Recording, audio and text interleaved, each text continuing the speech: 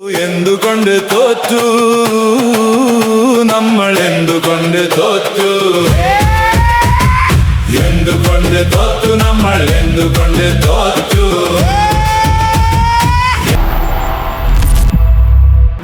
Chief electoral ഓഫീസറായിരുന്ന ശ്രീ രത്തൻ കേൽക്കറുമായി Shri V D സതീശനും കോൺഗ്രസിനുമുള്ള ബന്ധം, കമ്മിറ്റ്മെന്റ് എന്താണെന്ന് വ്യക്തമാക്കാൻ ബഹുമാനപ്പെട്ട മുഖ്യമന്ത്രിയും കോൺഗ്രസും തയ്യാറാകണം. ഇവർക്കിടയിൽ എന്തു ധാരണയാണ് ഉണ്ടായിരുന്നത്? ഈ അറിവ് എവിടെ നിന്ന് കിട്ടി? പത്രത്തിൽ നിന്ന് അടിച്ചു മാറ്റിയതാ. SIR-മായി ബന്ധപ്പെട്ട ഒരുപാട് ദുരൂഹതകൾ ഇപ്പോൾ പുറത്തു വരുന്നുണ്ട്. അങ്ങനെ വരാൻ വഴിയില്ലല്ലോ. പക്ഷെ അങ്ങനെ വന്നല്ലോ. 10,000-കണക്കിന് സർക്കാർ ഉദ്യോഗസ്ഥർക്ക് വോട്ടു ചെയ്യാനിടയാകാതെ വന്ന സാഹചര്യവും ഇവിടെ സംശയത്തിന്റെ നിഴലിൽ വരികയാണ്. വിശ്വസിക്കാൻ പറ്റിയ തെളിവുകൾ വല്ലതും ഉണ്ടോ? തെളിവുണ്ട്. എവിടെ? make a audit regarding this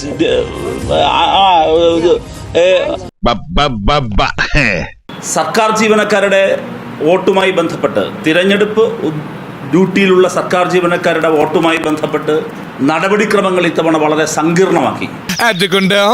10,000-കണക്കിന് തിരഞ്ഞെടുപ്പ് ചുമതലയുണ്ടായിരുന്ന സർക്കാർ ജീവനക്കാർക്കാണ് ഇത്തവണ വോട്ട് ചെയ്യാൻ സാധിക്കാതെ പോയത്. നിങ്ങൾ ആലോചിക്കണം എത്ര ഗൗരവമാണ് പ്രശ്നം.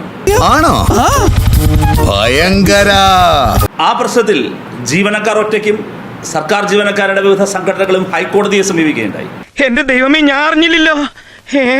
ഹൈക്കോടതി പല ആവർത്തി ഇതിന്റെ മെറിറ്റ് കണ്ട് ചീഫ് ഇലക്ടറൽ ഓഫീസറോട്, ഇലക്ഷൻ കമ്മീഷനോട് ഇത് പരിഗണിക്കേണ്ടതല്ലേ, ഇവർക്ക് കൂടി വോട്ടവകാശം നൽകുന്നതിനുള്ള ക്രമീകരണങ്ങൾ ഉണ്ടാക്കേണ്ടതല്ലേ എന്ന് ഒന്നിലധികം തവണ കേരള ഹൈക്കോടതി ആരാഞ്ഞു. ഇത് കള്ളക്കഥയാണ്. ഇതൊക്കെ എഡാകോട് തമാശ. അപ്പോഴും അവരുടെ വോട്ടവകാശം, 10,000-കണക്കിന് സർക്കാർ ജീവനക്കാരുടെ വോട്ടവകാശം നിഷേധിക്കുന്ന വിധം ചീഫ് ഇലക്ടറൽ ഓഫീസർ നടത്തിയ ഇടപെടൽ ഇപ്പോൾ കൂടുതൽ അതിന്മേലുള്ള ദുരൂഹത വർദ്ധിക്കുകയാണ്. ഒന്ന് പോവാടാ, പോയി തരത്തി പോയി കളിക്കടാ.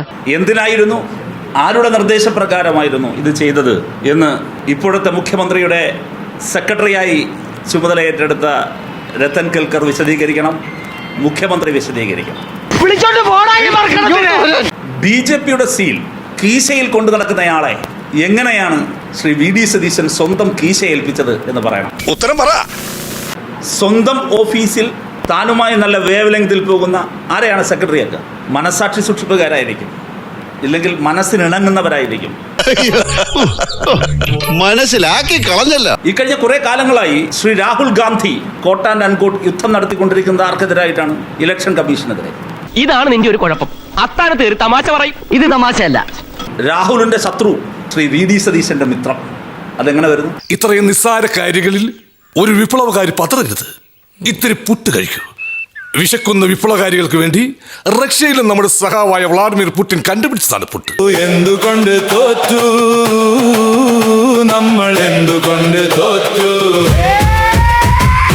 എന്തുകൊണ്ട് തോറ്റു നമ്മൾ എന്തുകൊണ്ട് തോറ്റു